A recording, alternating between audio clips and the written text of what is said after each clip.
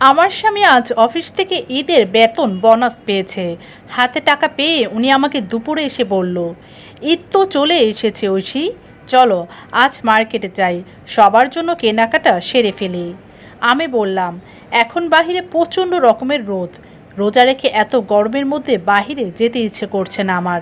তুমি একাই যাও না? তুমি না গেলে হবে নাকি? তুমি দেখে শুনে সবার জন্য কিনবে। অজ্ঞতা বরের কথা যেতেই হলো। মার্কেটে এসে শাশুড়ির জন্য ঈদের শাড়ি কিনতে এসে আমার চোখ আটকে যায় তার পাশের খয়েরি রঙের শাড়িটার উপর। এই রঙটা আমার মায়ের খুব পছন্দের, কিন্তু মুখ ফুটে বরকে বলার সাহস হলো না। আমি শাড়িটা হাতে নিয়ে বারবার নড়াচাড়া করছি। এরই মধ্যে শাশুড়ির জন্য নির্দিষ্ট একটা শাড়ি কিনল বর, সেটাও আমার পছন্দ অনুযায়ী হলো। উনি দোকানিকে টাকা দিয়ে অন্য দোকানে যাবে বাকি কেনাকাটা করতে, কিন্তু আমি এখনও শাড়িটা হাতে নিয়ে বসে আছি। মায়ের জন্য এই শাড়ি কিনতে মন চাচ্ছে খুব। শাড়িটা রেখে চলে যেতে ইচ্ছে করছে না আমার। যা দেখে উনি আমাকে জিজ্ঞেস করলো, তুমি কি ওই শাড়িটা নিবে ঐশী? তোমার পছন্দ হয়েছে? আমি আমতা আমতা করে বললাম, এই রঙটা আমার মা খুব পছন্দ করে, মায়ের গায়ে এই শাড়িটা বেশ মানাবে। আমার মায়ের কথা বলতে বর মুখ বিকৃত করে ফেলল।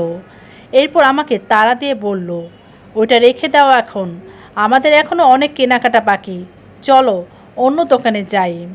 রুম কি বলেছে তার পাকিস্তানি ড্রেস চাই, নয়তো তার নাকি ঈদই হবে না। ওনার কথা শুনে মনে মনে ভীষণ কষ্ট অনুভব হলো আমার।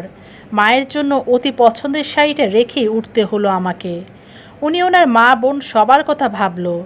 আমার বাড়িতেও বৃদ্ধ মা বাবা আর ছোট একটা বোন রয়েছে, ওদের কথা একবার মনেও করলো না। ওনার কত তাড়া নিজের ফ্যামিলির জন্য। আসলে যার যার তার। আজ খুব টাকার অভাব বোধ করছি আমি। মেয়েদের পুরোপুরি স্বামীর উপর নির্ভরশীল হওয়ার চাইতে নিজের উপার্জনের জন্য উপর নির্ভরশীল হওয়া উচিত। আজ আমিও যদি কিছুটা ইনকাম করতে পারতাম, হয়তো শখের জিনিসগুলো আমিও আমার মা বাবা বোনকে দিতে পারতাম। আমি মেয়ে, তাও ঈদ আসলে আমার বাবা মা বোনকে কিছু দিতে ইচ্ছে করে, ভালো মন্দ খাওয়াতে ইচ্ছে করে, কিন্তু আমার স্বাদ আছে কিন্তু সাধ্য নাই। চাপা দীর্ঘশ্বাস ছেড়ে তৎক্ষণাৎ শাড়িটা রেখে লজ্জিত মুখে উঠে দাঁড়ালাম আমি। বর আগে আগে হাঁটছে। আমার এই গোপন ব্যথা উপলব্ধি করতে পারল না মানুষটা, আর না চেষ্টা করছে। ব্যথিত মুখ নিয়ে আমিও ওনার পিছনে পিছনে হাঁটছি। ননদের জন্য ড্রেস কিনতে এসে আমারও ইচ্ছে হলো ছোট বোনটার জন্য কিছু একটা কিনতে, কিন্তু এবার আর সেই একই ভুল করলাম না, প্রকাশ করলাম না কিচ্ছুটি। যদি কখনো সম্ভব হয় নিজের টাকা দিয়ে আমি ওদের জন্য মন ভরে কিনব, সেদিন আর কারো কাছে হাত পাততে হবে না। বর বেশ দাম দিয়ে তার বোনের জন্য একটা ড্রেস কিনলো, এরপর একে একে তার ফ্যামিলির সবার জন্য কেনাকাটা শেষ করলো। এরই মধ্যে একটিবার আমার পরিবারের কথা মনেও করলো না লোকটা। লজ্জায় দ্বিধায় আমিও আর ওদের প্রসঙ্গ তুললাম না। সবার শেষে এবার আসলে আমার পালা। উনি আমাকে জিজ্ঞেস করলো, তুমি কি কিনবে ঐশী? তোমার পছন্দ মতো যা ইচ্ছে কিছু একটা কিনো। আমি তৎক্ষণাৎ বললাম, আমার কিছু লাগবে না, অনেকটা বেলা হয়ে গিয়েছে, চলো এবার বাসায় যাই আমরা, আমার বড্ড ক্লান্ত লাগছে। তা হয় নাকি? সবার জন্য এত কিনলাম আর তুমি কিনবে না? কিছুতে একটা নেও। আমি না হয় পরে কিনবো, আমার বড় মাথা ধরছে, চলো এবার বাসায় যাই। আসলে এটা ছিল আমার একটা অজুহাত মাত্র। যে শাড়ি আমি আমার মায়ের জন্য কিনতে পারলাম না টাকার জন্য, ওদের রেখে নিজের জন্য নতুন পোশাক কেনার মতো উচ্ছ্বাস আমার ভেতরে কাজ করছে না। এরপর বড় আর জোরাজোরি করলো না আমায়। বাসায় এসে সবার শপিং বুঝিয়ে দিলাম। শাশুড়ি মা একে একে সব দেখলো। নিজের শাড়িটা হাতে নিয়ে উল্টে পাল্টা করে দেখছে। তার ছেলে ওনাকে জিজ্ঞেস করলো, মা, তোমার শাড়ি পছন্দ হয়েছে?